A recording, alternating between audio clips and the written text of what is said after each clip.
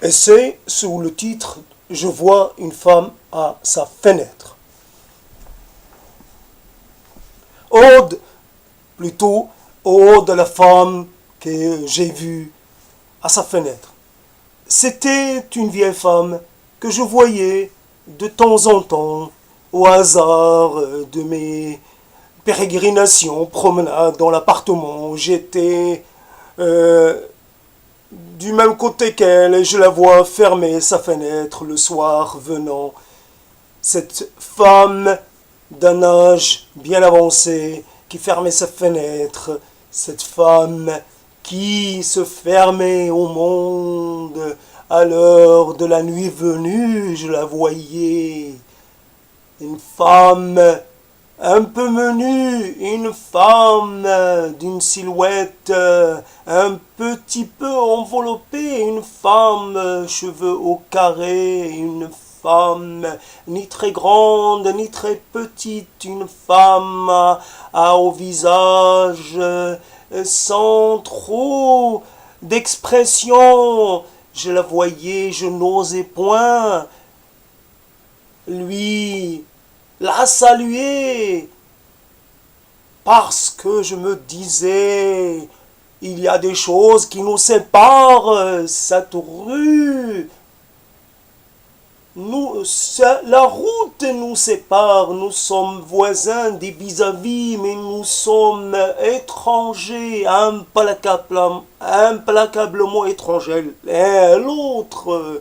Cette femme qui fermait et j'imagine réouvrait sa fenêtre le lendemain assez tôt parce qu'on imagine toujours les vieilles dames d'un certain âge, les dames d'un certain âge se lever tôt et accueillir le jour presque à l'aurore.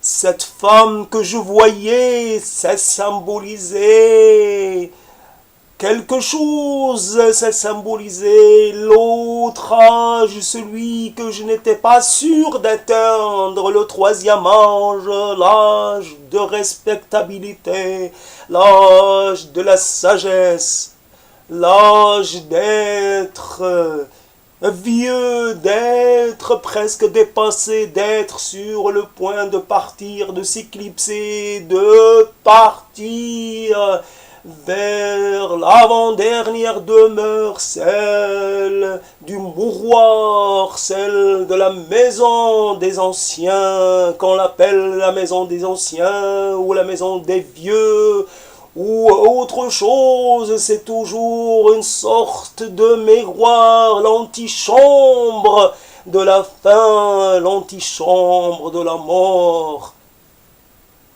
Cette femme, cela a duré des années, une éternité, plus un jour, plus rien du tout, plus de silhouette, plus de visage, plus rien, les volets restaient ouverts la nuit tard, personne ne les fermait. Et puis un jour, je voyais un autre visage, un homme, visage d'un homme, le visage d'un Indien, tout noirou, un Indien qui a je ne sais ce qu'il faisait là, peut-être était là pour faire le ménage, pour nettoyer, parce que il fallait nettoyer la maison, et que lui était un homme de ménage. Les hommes de ménage sont souvent des étrangers. L'homme de ménage qui nettoyait, parce que la dame était morte et qu'il fallait libérer la place. Peut-être c'était un nouveau locataire. Quel changement! La vieille femme est maintenant un homme. Il vient d'un autre continent, un continent lointain, vraiment très lointain. Un soleil presque exotique, presque d'une autre planète. Et moi, j'ai juste presque à pleurer, à implorer ce destin. Ramène-moi cette femme, ramène-moi en arrière pour que je la regarde encore et encore fermer ses volets le soir. Avec son visage presque neutre, mais quoique presque bienveillant, Il n'y avait pas de sourire, mais il n'y avait pas non plus de méchanceté. Elle avait une sorte de masque. On avait du mal à lire quoi que ce soit sur ce masque. Cette vieille femme, je n'ose imaginer qu'elle soit déjà morte, parce que cela aussi signifie que moi aussi je vais bientôt mourir. Ceux qui meurent sont ceux aussi qui nous ressemblent, c'est aussi nous-mêmes. La disparition, l'occultation, l'absence. Quel qu'elle puisse être le nom qu'on lui donne, c'est la fatalité, l'horrible fatalité, celle qui finit par nous emporter, par nous vaincre, malgré nos habitudes, ces habitudes qui nous donnent de l'assurance, des sentiments de sécurité. Aujourd'hui, c'est aujourd'hui, demain je serai encore là, je fermerai mes volets, j'ouvrirai mes volets, et demain, et après-demain, et le surlendemain, et tous les temps, et cette année, l'autre année, et puis un jour, plus rien.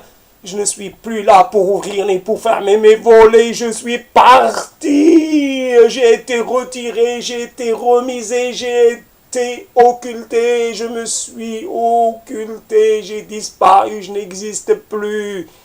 La maison est toujours là, les volets sont toujours là, et moi je ne suis plus là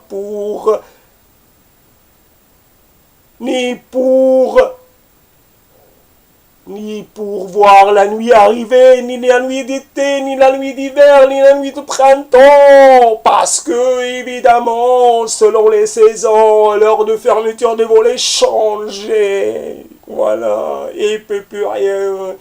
Je ne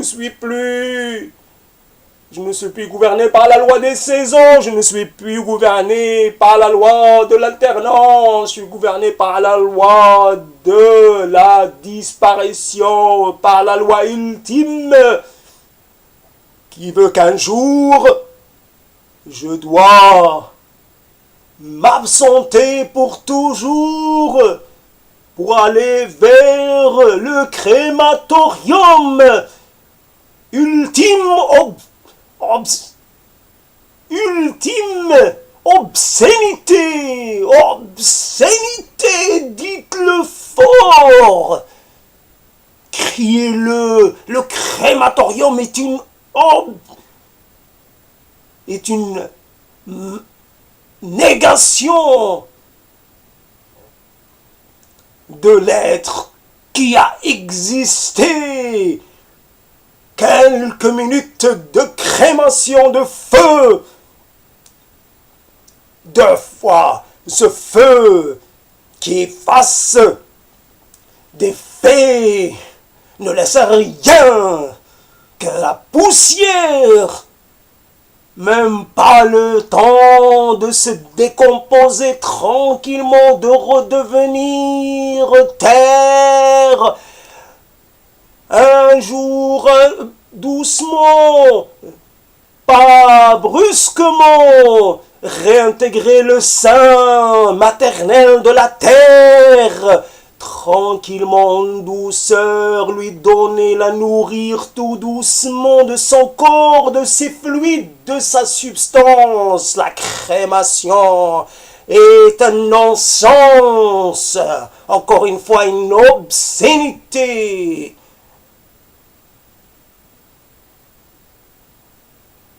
N'oublions jamais qu'un jour, les volets nous survivront. À bas les volets, à bas la mort.